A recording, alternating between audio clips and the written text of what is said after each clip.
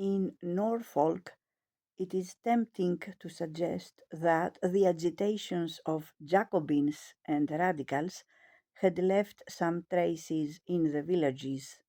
The most strenuous efforts were made in Lincolnshire in 1830 and 1831 to intimidate labourers who had been reading Cobbett's Register.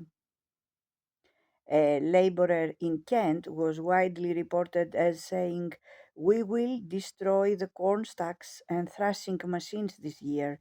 Next year we will have a turn with the parsons, and the third we will make war upon the statesmen." But if there was a stirring political consciousness, it did not reach the point at which the urban and rural workers could form common organizations or make common cause until several years after the laborers' revolt had been repressed. In 1833, James Watson appealed to members of the National Union of Working Classes to make a special effort to build branches among the rural workers. The revolt of 1830 was not wholly without effect. It led to the temporary raising of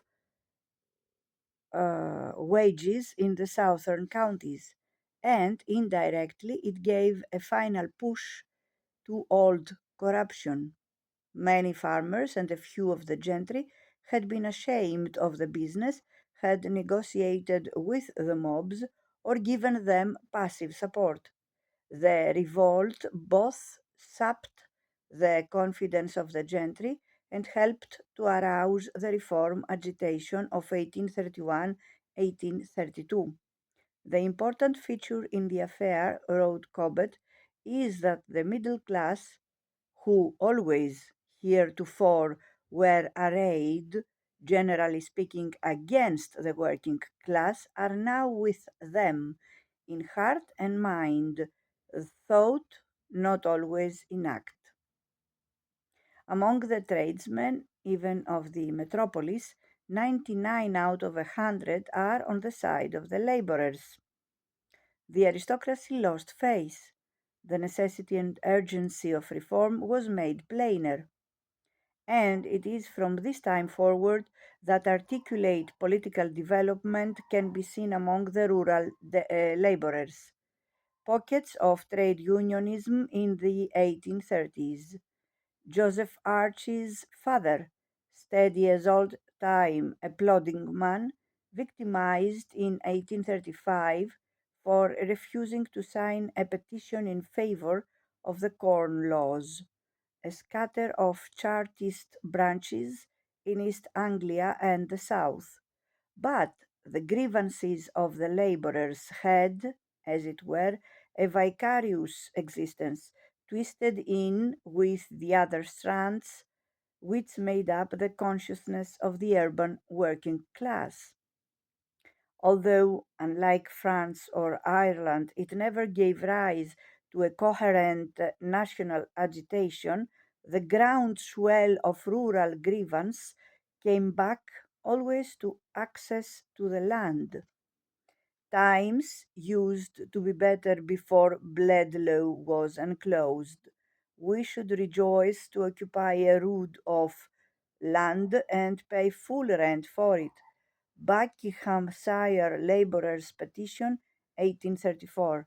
Small allotments of land to labourers to be cultivated with the spade. Essex Labourers' Petition, 1837. He wished every labouring man to have 3 or 4 acres of land at the same rent as the farmers gave. They would pay this, and gladly. Loud cheers. Speech of Wiltshire labourer, 1845. When the labourer or his children moved into the town, it was this aspiration which remained.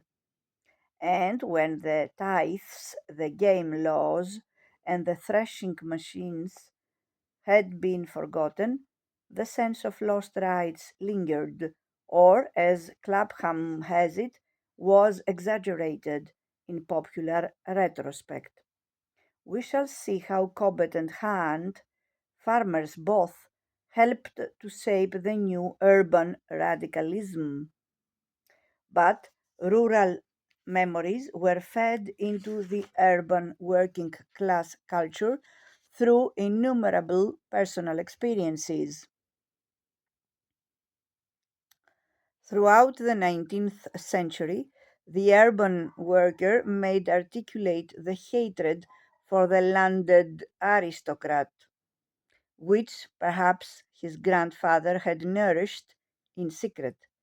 He liked to see the squire cast in villainous melodramas, and he preferred even a board of guardians to the charity of a Lady Bountiful. He felt that the landowner had no right to his wealth, whereas, if only by foul means, the mill owner had earned his. The response of urban trade unionists to the transportation of the tall paddle laborers was immediate and overwhelming, and to the latter struggles of Archie's union scarcely less so, and the yearning for land arises again and again, twisted in with the outworkers' desire for an independence from the days of Spence to the Chartist land plan and beyond. Perhaps its vestiges are still with us today in allotments and garden plots. Land always carries associations of status, security, rights more profound than the value of its crop. We see the influence of this as early as the 1790s in the Jacobin hatred of the landed aristocracy. This was an enduring characteristic of the radicalism of the artisans, nourished by Paine's agrarian justice and Spence's propaganda for land nationalization. In the severe post-war depression, Dr. Watson and other orators won great support from the unemployed and the discharged sailors and soldiers who attended the meetings at Spa Fields. Trade and commerce have been annihilated, but still the earth was by nature designed for the support of mankind. The earth is at all times sufficient to place man above distress, if he had but a spade and a hoe.